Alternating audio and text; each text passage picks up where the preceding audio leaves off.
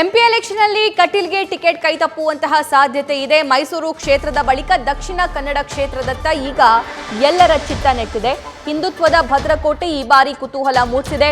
ಕಟೀಲ್ ಜೊತೆಗೆ ಕೇಳಿ ಬರ್ತಾ ಇರುವಂತ ಮತ್ತೆ 4 ಹೆಸರುಗಳು ನಿವೃತ್ತ ಯೋಧ ಕ್ಯಾಪ್ಟನ್ ಬ್ರಿಜೇಶ್ ಚೌಟಾ, ಅರುಣ್ ಶ್ಯಾಮ್, ಕಿಶೋರ್ ಬೋಟ್ಯಾಡಿ, ಆರ್ಎಸ್ಎಸ್ ಕಾರ್ಯಕರ್ತ ಕೇಶವ್ ಬಂಗಾರೆ ಅವರ ಹೆಸರು ಕೂಡ ಕೇಳಿ ಬರ್ತಾ ಇದೆ. ಇನ್ ಕೇಸ್ ಕಟೀಲ್ಗೆ ಟಿಕೆಟ್ ಕೈ ತಪ್ಪಿದ್ರೆ ಸೊ ಇವರ ಪೈಕಿ ಯಾರಿಗಾದ್ರೂ ಒಬ್ಬರಿಗೆ ಮಣೆ ಹಾಕುವಂತಹ ಸಾಧ್ಯತೆ ಕಂಡು ಬರ್ತಾ ಇದೆ. ಆದ್ರೆ ಕಟೀಲ್ ಅವರಿಗೆ ಟಿಕೆಟ್ ಕೈ ತಪ್ಪೋದು ತುಂಬಾ ಸರ್ಪ್ರೈಸಿಂಗ್ ಅಂತ ಏನು ಅನ್ನಿಸ್ತಾ ಇಲ್ಲ. ಯಾಕಂದ್ರೆ ಕಟೀಲ್ ಅವರು ಎಂಪಿ ಇದ್ದಂತಹ ಸಂದರ್ಭದಲ್ಲೇ ಅಲ್ಲಿ ಆ ಭಾಗದ ಕಾರ್ಯಕರ್ತರೇ, ಆ ಭಾಗದ ಬಿಜೆಪಿಯ ಕಾರ್ಯಕರ್ತರೇ ಕಟೀಲ್ ಅವರಿಗೆ ಬೇಡ, ಅವರನ್ನ ಹೊರತುಪಡಿಸಿ ಬೇರೆ ಯಾರಿಗಾದ್ರೂ ಟಿಕೆಟ್ ಕೊಡಿ ಅನ್ನುವಂತಹ ಕ್ಯಾಂಪೇನ್ ಅನ್ನ 1.5 ವರ್ಷದ ಹಿಂದೆನೇ ಶುರು ಹಚ್ಚಿಕೊಂಡಿದ್ರು.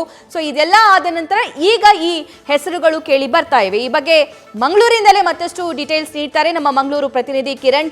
ಇನ್ ಕೇಸ್ ಕಟೀಲ್ ಅವರಿಗೆ ಟಿಕೆಟ್ ಕೈ ತಪ್ಪಿದ್ರೆ ಯಾರಿಗೆ ಮಣೆ ಹಾಕೋ ಚಾನ್ಸಸ್ ಹೆಚ್ಚಿದೆ? ಸಭಾ ಈಗ ಮೈಸೂರು ನಂತರ ದಕ್ಷಿಣ ಕನ್ನಡ ಲೋಕಸಭಾ ಕ್ಷೇತ್ರದ ಕಡೆಗೆ ಎಲ್ಲರ ಚಿತ್ತ ನೆಟ್ಟಿರುವಂತದ್ದು ಭಾರಿ ಕುತೂಹಲ ಮೂಡಿಸಿದೆ. ಯಾಕಂದ್ರೆ ಇದೊಂದು ಹಿಂದುತ್ವದ ಬೆಲ್ಟ್, ಭದ್ರಕೋಟೆ ಅಂತಾನೆ ಹೇಳ್ಬೋದು.